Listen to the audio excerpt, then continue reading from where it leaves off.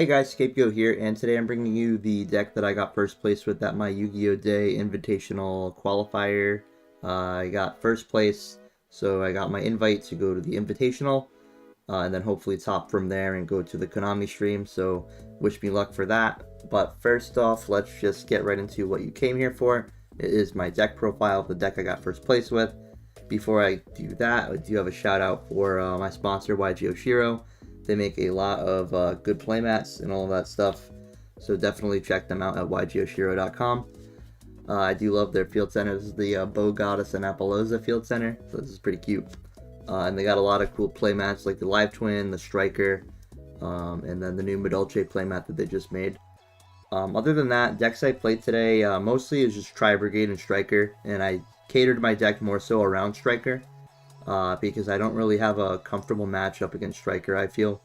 However, against Tri-Brigade and some other decks, I do feel like I have a good matchup. So I just wanted to have more insurance against the matchups I wasn't sure of myself in. But to start off with, we have 3 Meliseek. I'm not going to go too much into the Altergeist cards. Marionetter, Faker, Silk, and Kunk.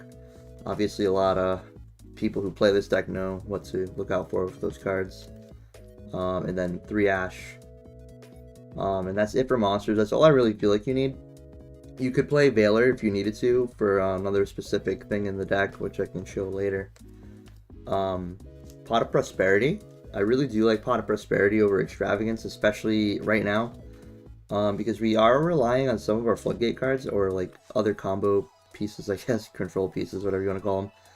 We want to get those pieces, whether it be Faker, whether it be a Floodgate trap card to like prevent Striker from going off, or just, you know, Inspector Border to prevent Tri-Brigade. You want to get to that card really early, and to help with that also is Pot of Duality. Pot of Duality combined with Prosperity gives you a lot of like chances to search for the cards you need, and then combined with that Secret Village, mostly for the Sky Strikers. I guess you could also use this against Drytron. But definitely helped me against Sky Striker. And then after that, the traps, the standard Infinite Impermanence, and I did use the Impermanence combo of Faker. That did really good work for me. We have 3 Strike, 3 Judgment, 3 Personal Spoofing, and that's it for the 3 ofs. I don't have Torrential in here. I'm probably gonna put it back in though, because I think the Striker hype will die down eventually, but we'll see that later, hopefully. Crackdown I put in. Obviously, I'm saying I'm building this for Strikers so I can take the links and then link them off. Additionally, you can use this against Tri-Brigade, take their monster before they use the effect, and just use it as a link material, I guess, or it's just interruption for them, just so they can't go off into their plays. Usually after 2 interruptions, their extender and the normal summon, they can't really do too much. So Crackdown's been really good. 2 Protocol and 1 Manifestation. Just a good ratio. Metaverse to help you get into the Secret Village, and if you don't already have a Spellcaster on board, you can just add it to hand so you don't get messed up with the spells. And Imperial Order, obviously very good against Striker, unless they have Twin Twister, which they did the very final round and match I had. I activated Imperial Order on their Heartpiece Feather Duster, and then they chained Twin Twister on my Imperial Order. But fortunately enough, they didn't really have anything after that, so if they did, I probably would have lost, but we ended up winning, so that's good. My extra deck consisted of Link Kribo, Moon Maiden, Almirage, and Anima. I think these are just the 4 relevant level Link ones that you can use. Link Kribo is obviously the go-to very first time, and then like Moon Maiden, you can literally use anything in your deck except Kunk and Ash to make this, which is pretty good. It's also a spellcaster if you want to summon it off of the Saline, I guess. Almirage is good against Shaddolls, I suppose, and Anima is just good if they misplace their zones. I think you could even condense the extra deck to like 2 with Prosperity, because you really only need 2. And kind of put more situational niche cards in your extra. 3 Hexia is pretty standard. I put Hulk in here because I don't have Nightmare Phoenix. I don't know where I put my Nightmare Phoenix, but this would be a Nightmare Phoenix. However, if we did play Veiler in here, I mean, this could already summon Ash if I needed to. But if we had Veiler, you could summon the Veiler off of the Hulk if you made this with Veiler or made it with Ash. And then you can link that off into Saline. And then you can have a way to go into a link 4 like access code very easy. So that's why I have like that sort of combo in here. And initially I made this a lot, so Saline's really good. Saline does help me a lot to go into access code or the link monsters. Nightmare Unicorn, Ningirsu is pretty good. Prima Banshee, also pretty good.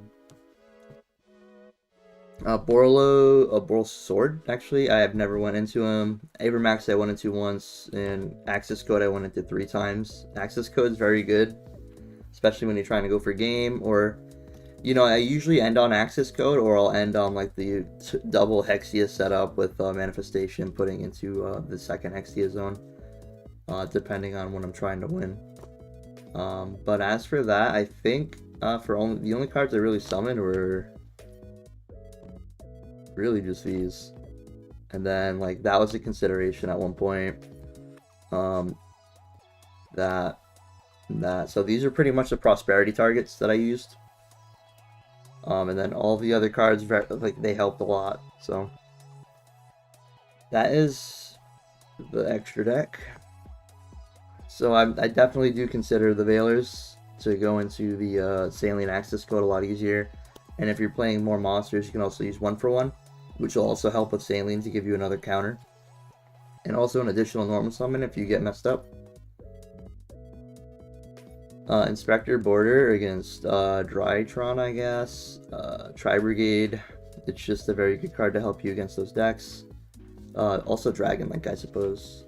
Harpy's Feather Duster and Lightning Storm. I don't really have a lot of room, and I don't really want to play multiple copies of Lightning Storm. I just want to do one and done because I have a lot of face-up cards. Duster is just generic removal. Mystic Mine in case I play into boards that I can't really get rid of. Evenly, very good card. I think that's the most I've sided into. Get rid of the board. Summon Faker, pretty good. Anti-Spell, obviously good for Striker. And other decks that require to use their spells, Drytron, I guess, if you set them and they can't ritual spell out of it. Duster Storm, very good to just pop back row and then put Faker on board at end phase. I did this against Striker player who was trying to use multi-roll on end phase, and Shizuku to use the quick play to give it another thing, and then I used the Duster Storm to put the Faker on board, which is pretty nice. And then Skill Drain, very good against Tri-Brigade. They can't really use their effects. And also, I don't know, a lot of people know the interaction between Skill Drain and Protocol. Protocol will still, Skill Drain will still negate your onboard effects for Altergeist cards. So, you know, the attack gain of Hexia or something. But you can still, if you do an attack direct and you still do the 500, your activation of Meliseek will attempt to activate. Protocol will keep you from being negated. So this will still activate. Faker will still activate. Marinetter's effects will still activate. Any effect that's going to require you to activate on field, and that is not a continuous effect, will still activate with this combination of cards. So it's a combo that helped me get 3rd place at a regional, and it's just something I keep in the side deck now. But that's pretty much it for the deck. So if you do plan on playing Altergeist, I don't think it's a bad pick this format, but I don't think it's the best deck. It's just a deck that I'm most comfortable with, and that's why I chose it. But if you liked the video, please feel free to like or comment, subscribe. I do a lot of other content in my stream on Twitch. I do a lot of Duel Links, and I do regular Yu-Gi-Oh tournaments as well. So feel free to check me out there, and all the other stuff in the bottom of the video, the Discord, Twitter, and all that stuff. So thank you guys for watching. Wish me luck in the Invitational, hopefully, and I'll catch you guys later. Thank you. Bye.